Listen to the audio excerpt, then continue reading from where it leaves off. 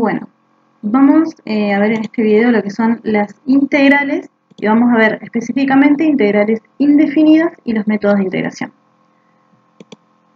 Primero vamos a repasar un poco qué es una integral. Una integral en sí lo que hace es representarnos el área que tenemos encerrada abajo de la curva de una función.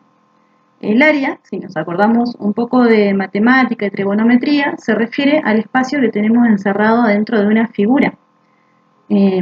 Antes nosotros calculábamos el área encerrada en figuras básicas como en triángulos, en rectángulos, en cuadrados, y teníamos una fórmula para calcular cada área según la forma.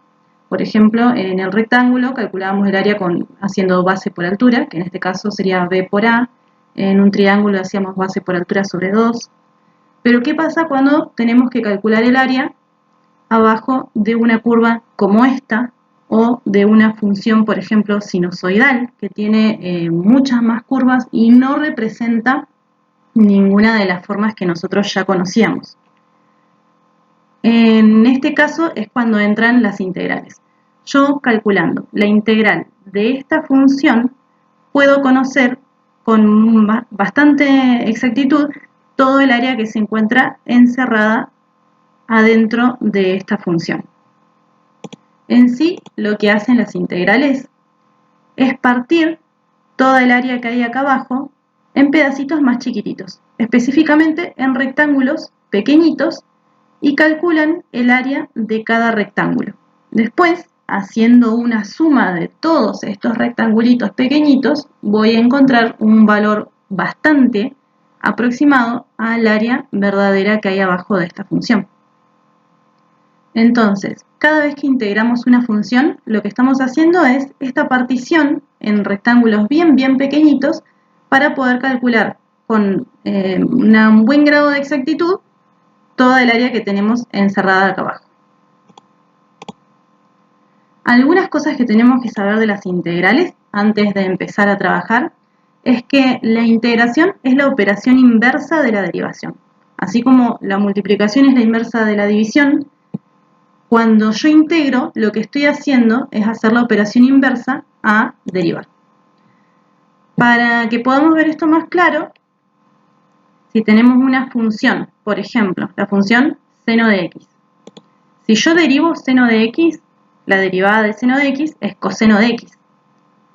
Como la integración es la operación inversa de la derivación, entonces, cuando yo integre coseno de x, voy a tener que conseguir seno de x.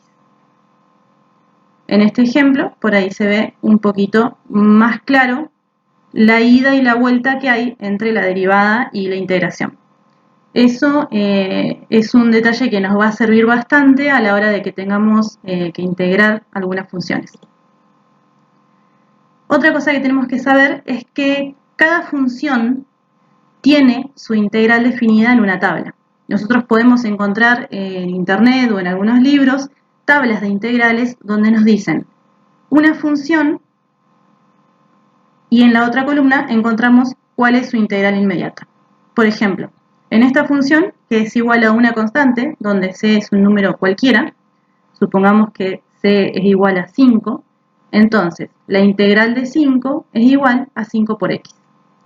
Si c vale menos 3, entonces la integral de menos 3 es igual a menos 3 por x.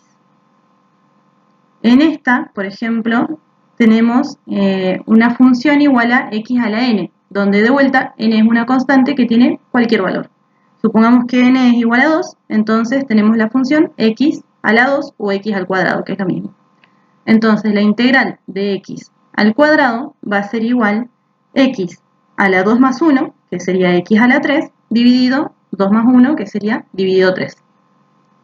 Entonces, siguiendo esta tabla y buscando la forma de nuestra función dentro de la tabla, podemos encontrar cómo es su derivada.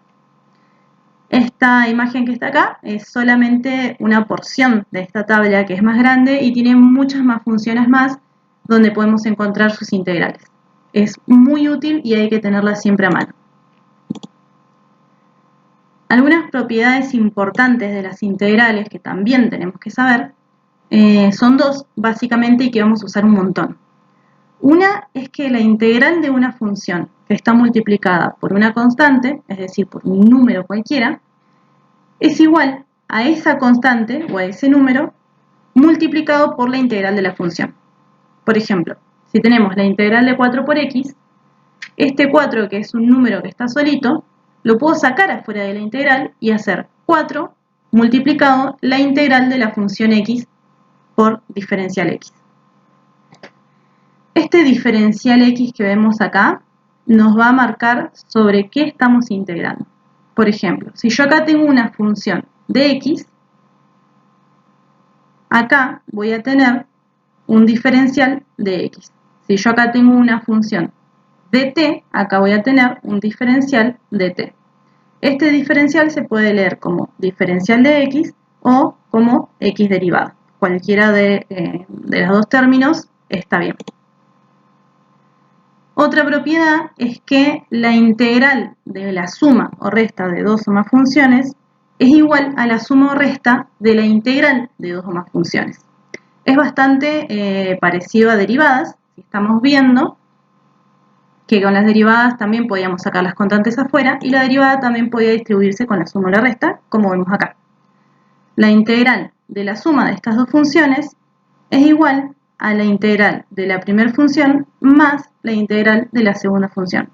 Si acá tuviéramos una resta, sería la resta de las integrales. Si tuviéramos tres funciones que se están sumando, acá tendríamos la suma de tres integrales.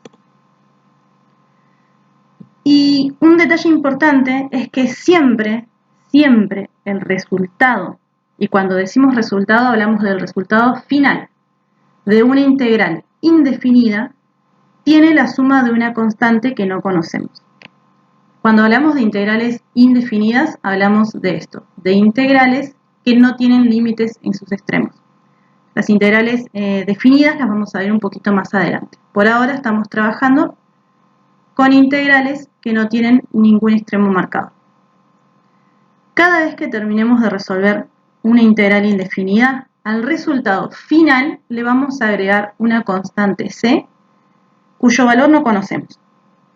Una constante c es un número del que todavía no conocemos ese valor. Por ejemplo, si buscamos en la tabla la integral de la función e a la x, vamos a ver que la integral de e a la x es e a la x más una constante c. La integral de seno de x diferencial x nos va a dar menos coseno de x más una constante c. Y acá podemos repasar un poquito lo que decíamos de que la integral es la inversa de la derivada. Si recordamos un poquito de derivadas, la derivada de e a la x es e a la x, no cambiaba el resultado. Entonces la integral de e a la x también debe ser e a la x. Si repasamos en esta también, la derivada del coseno de x era menos seno de x. Entonces, la integral del seno de x debe ser menos coseno de x.